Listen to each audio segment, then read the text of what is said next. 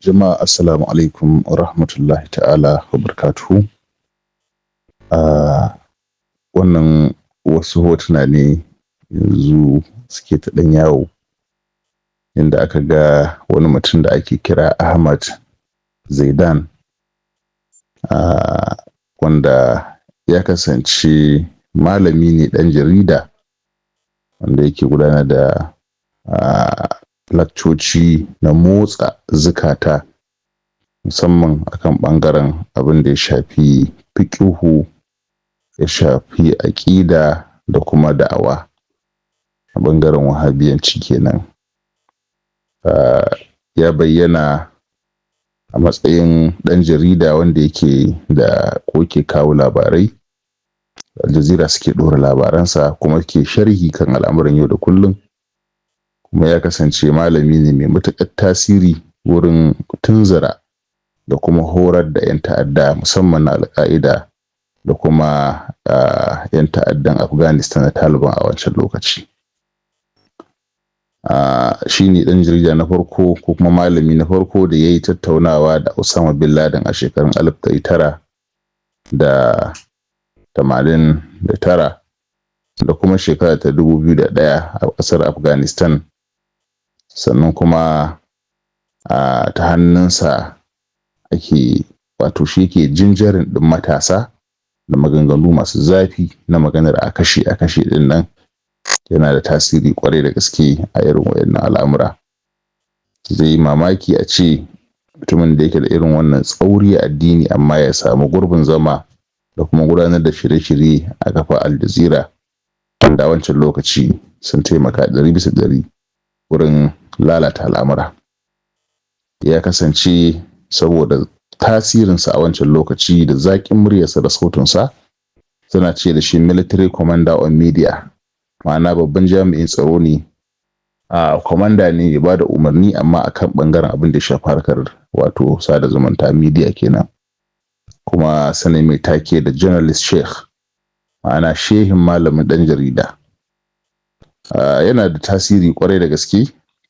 Ya kasance mai sa'ayi, mai kaiwa da komowa a tsakanin wato 'yan tawayen Syria da kuma ƙasar Turkiya, da kuma alaƙa da ke tsakanin ƙasashen Larabawa da Turkiya, da kuma ƙoƙarin yadda za a hamɓarar da gwamnatin Bashar al-Assad. Ya kasance mutum mai zafin adawa kwarai da gaske da gwamnatin Bashar al-Assad, da ƙoƙarinsu na ƙoƙarin kawo wannan babban ɗan ta'adda wato Jolani, wanda sun kasance a cikin ɗaki ɗaya. Makusanci ne sosai ga Osama Bin Laden, wanda shi ne ya kafa ƙungiyar ta'addanci ta Al-Qaida, wanda da Amurka da Isra'ila da kuma haɗin kan Larabawa, musamman na ƙasar Saudi Arabia, suka yi ƙoƙari wurin gina wannan bala'i ta ƙyaƙyasa wannan masifa wacce ta kasance cibiyar zubar da jinayen al'ummar manzon Allah sallallahu alaihi wa alihi sallama. Saboda haka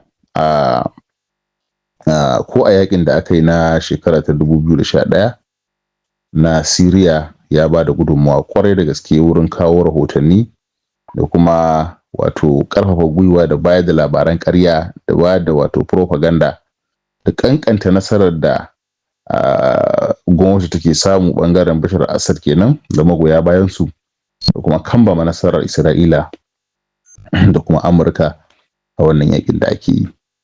Da aka tare suke aiki babu dare ba rana. Babban magana shine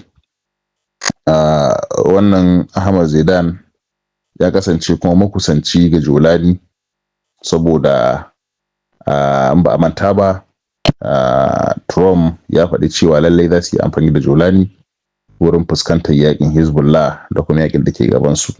Na san da yawa mutane sun san da wannan, saboda haka an kawo masa wanda zai riƙa bashi umarnin yadda za su riƙa yin yakin da kuma abubuwan da ake so ya yi.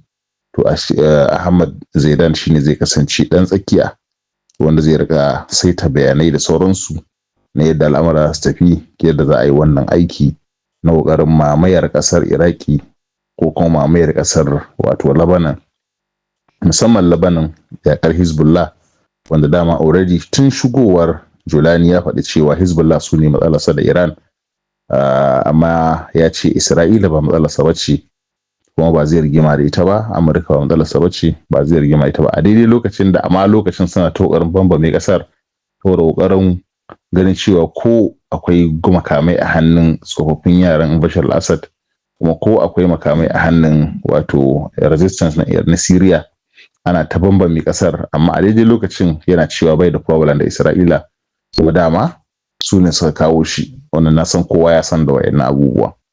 Daidai lokacin da wayannan malamai suke ta fitowa suke cewa 'ya'yansu ne suke kan mulki, an kori gwamnatin shi'a, gwamnatin bid'a, an kawo gwamnatin sunna. To daidai irin wayannan abubuwa na san duk an sha jin su, kuma a yanzu ne Allah yake fito da komai, kowa yake kallo yadda yake. Da haka wannan magana ta Trump da yi na cewa lallai za a dawo a bawa Julani wato shugaban ƙasar Syria haske, a ba shi umarni don ya fara tunkarar yaƙi da Hezbollah, wanda su ne suke yaƙar Isra'ila, suke zubar da jinayen Isra'ila. Wannan ya sa ake ƙoƙarin taso wayannan gungu na mutanen Syria don su tunkare su. Ya kasance Isra'ila ta samu sauƙi, kawai wayanda suka ƙyanƙyasa da sunan musulunci yau su ne kuma suke wato yaƙar musulmi. Yaƙin zai yi wa Hezbollah yawa ƙwarai da gaske ta fuska uku, ta fuskar Isra'ila, ta fuskar Syria, sannan kuma ta fuskar cikin gida gwamnatin makanta. Saudiya ta yi iyayen da ta tabbatar da cewa ta kawo nata kuma ta yi tasiri a cikin shugabancin.